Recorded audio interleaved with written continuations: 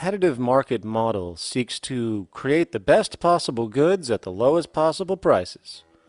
This statement is essentially the incentive concept which justifies market competition based on the assumption that the result is the production of higher quality goods. If I was going to build myself a table from scratch, I would naturally build it out of the best, most durable materials possible, right? With the intent for it to last as long as possible. Why would I want to make something poor, knowing I would have to eventually do it again and expend more materials and more energy? Well, as rational as that may seem in the physical world, when it comes to the market world, it is not only explicitly irrational, it is not even an option. It is technically impossible to produce the best of anything if a company is to maintain a competitive edge and hence remain affordable to the consumer.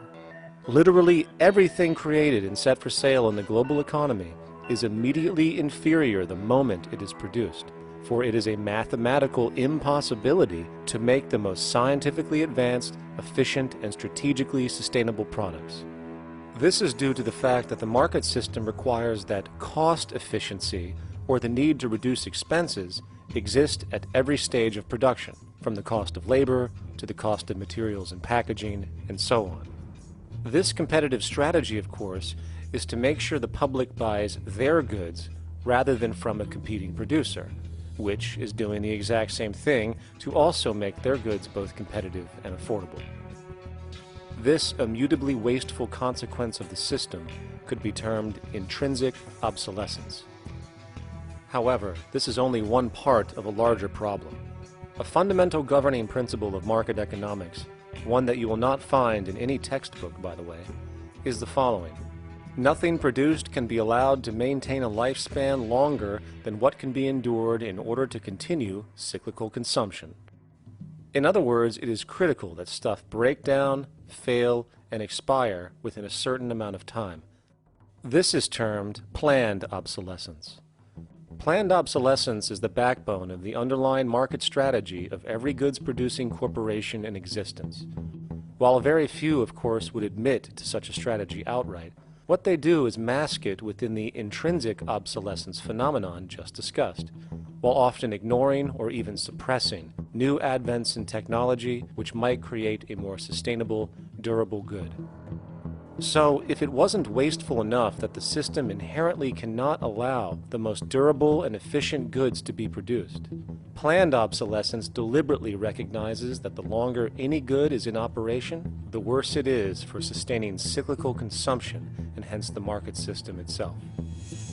In other words, product sustainability is actually inverse to economic growth, and hence there is a direct, reinforced incentive to make sure lifespans are short of any given good produced.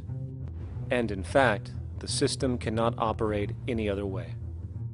One glance at the sea of landfills now spreading across the world show the obsolescence reality.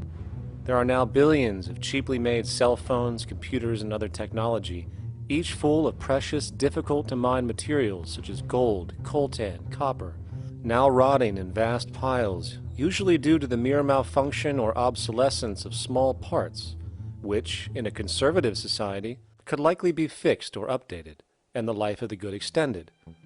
Unfortunately, as efficient as that may seem in our physical reality, living on a finite planet with finite resources, it is explicitly inefficient with respect to the market. To put it into a phrase, efficiency, sustainability, and preservation are the enemies of our economic system.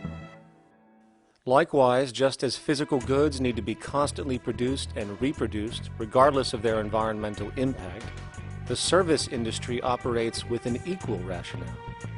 The fact is, there is no monetary benefit to resolving any problems which are currently being serviced.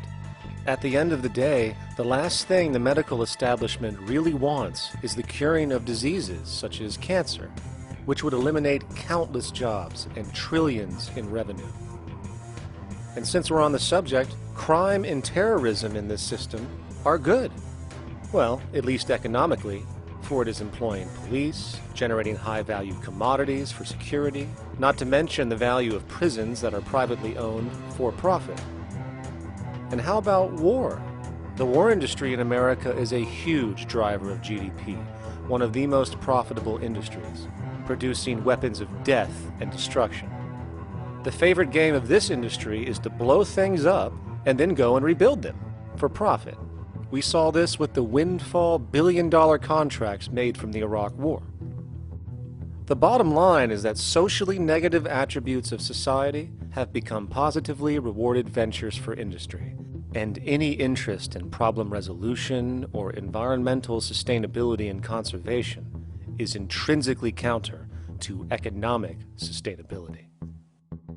And this is why, every time you see the GDP rise in any country, you are witnessing an increase in necessity, whether real or contrived. And by definition, a necessity is rooted in inefficiency.